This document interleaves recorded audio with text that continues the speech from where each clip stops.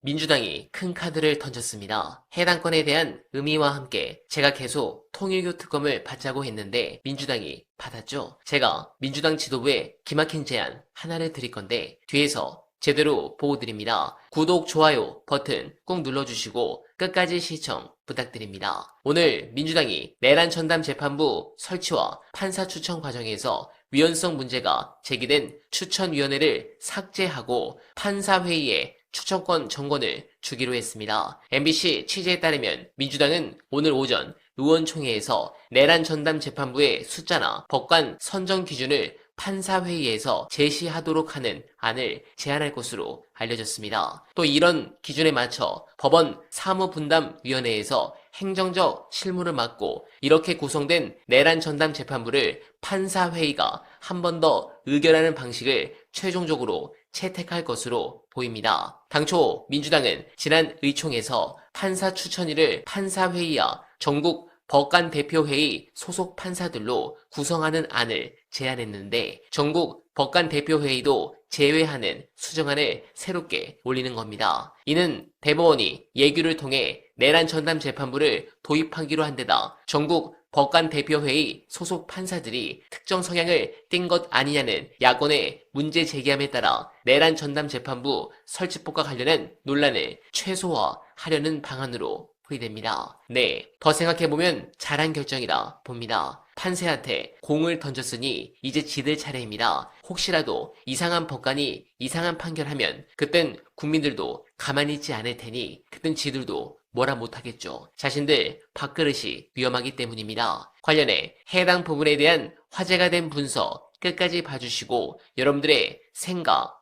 댓글로 부탁드립니다. 그러니까 어떤 사람을 딱 찍어가지고 찍어서 법률을 만드는 것도 위헌적 요소가 있대요. 처분적 법률이라 그래가지고 너는 꼭 죽여야 되겠어. 뭐 이런 느낌이니까. 그래서 이제 그런 특정 사건 명칭을 다 뺐다는 거지. 일반화했다는 거지. 그렇게 해서 통과가 됐습니다. 이렇게 되면 공은 누구에게 넘어갔다? 얘가 바라는 거는 이거였거든. 공은 조이대와 지기현이 원래 갖고 놀았고 이 난장판을 만들었기 때문에 왜 그걸 우리가 가지고 오냐. 1심이 끝나기도 전에 그 공을 우리가 가져와 버리면 그러면 그거는 민주당이 나중에 만약에 재판이 중지가 된다거나 뭐 위헌법률 신청해가지고 헌법재판소에서 뭐가 이상하게 돼버린다거나 그러면 민주당이 꼬라박게 되거든요. 그래서 그 걱정 때문에 그 공을 뺏어올 필요가 없다. 지금 이 시기에 1심 끝나고 나서 공을 완전히 똥볼을 차버리면 국민들이 가만히 있지 않거든. 근데 거기에 대비해서 이렇게 딱 2심의 내란 재판부를 만들었고 거기에 니들이 알아서 해. 법원에서 이제 줬어 공을. 그러니까 내부에서 니들이 추천해서 니들이 보통 재판부 만드는 식으로 해. 그렇게 해버리면 할 말이 없지. 커지고. 확실하게 또 투명성이 있어야 되니까 국민들이 무서운 줄 이번에 그렇지. 요거는 그 법률적인 그 어떤 근심거리들을 싹 제거하고 정치적으로도 굉장히 좋은 수다. 저는 그렇게 생각을 합니다. 우리가 지금 이 상황에서는 냉정하게 출발점을 봐야 됩니다. 말씀하신 것처럼 출발점이 조희대 지기현에 대한 불신이었고 그 불신이 사법부 전체로 지금 확대되면서 내란 재판 전반에 대해서 불신으로 이어지고 있습니다. 그리고 계속 반복됐던 영장 기각 이런 것들이 법원 전체에 대한 불신 그리고 법원은 내란을 청산할 의지가 없다라고 국민들께서 보고 계시는 것이죠. 네. 그래서 법원이 제대로 공정하게 재판하고 정의로운 결과를 낼 수 있게 만들어라라는 게 이 법의 출발점이었습니다. 그러니까 두 가지가 지금 충돌합니다. 하나는 재판의 신속성, 하나는 방금 말씀드린 공정과 정의입니다. 이 두 가지가 충돌하는데 기존의 법사위법은 이 신속성이 조금 제한되더라도 위헌법률 심판 제청하는 것들이 있을 테니까요. 조금 제한되더라도 공정성과 정의로운 결과를 목표로 확보해내겠다라고 해서 가는 법이었고요. 어제 당에서 발표한 법은 이 공정성과 정의로운 결과에 대한 목표점이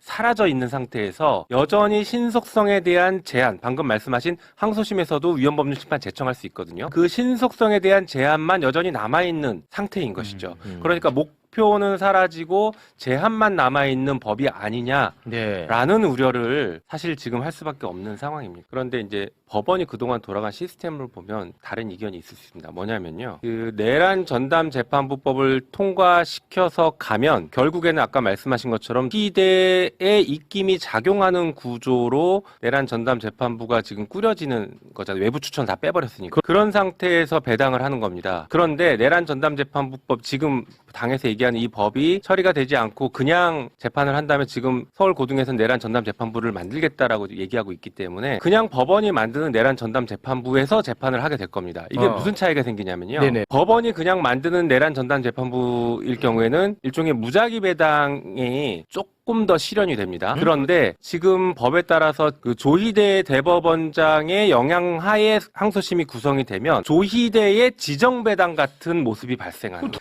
그러니까 배제할 수가 없는 거죠. 조희대 지정배당이냐 아니면 지금처럼 무작위 배당으로 갈 거냐 이런 현상이 발생할 수 있습니다. 네, 공감합니다. 그리고 통일교 특검을 받았습니다. 제가 드리는 제안, 민주당 지도부가 이대로만 하면 필승입니다. 지금 국민의힘이 통일교 특검하자고 달려들죠. 여기서 민주당이 아니 그건 정치 공세다 하고 거부하면 어떻게 될까요? 저들은 바로 과거 우리가 썼던 구호를 들고 나올 겁니다. 특검을 거부하는 자가 범인이다. 이거 윤석열 공격할 때 썼던 건데 그대로 구매랑 맞으면 민주당 아주 아픕니다. 자승자박이 되는 거죠.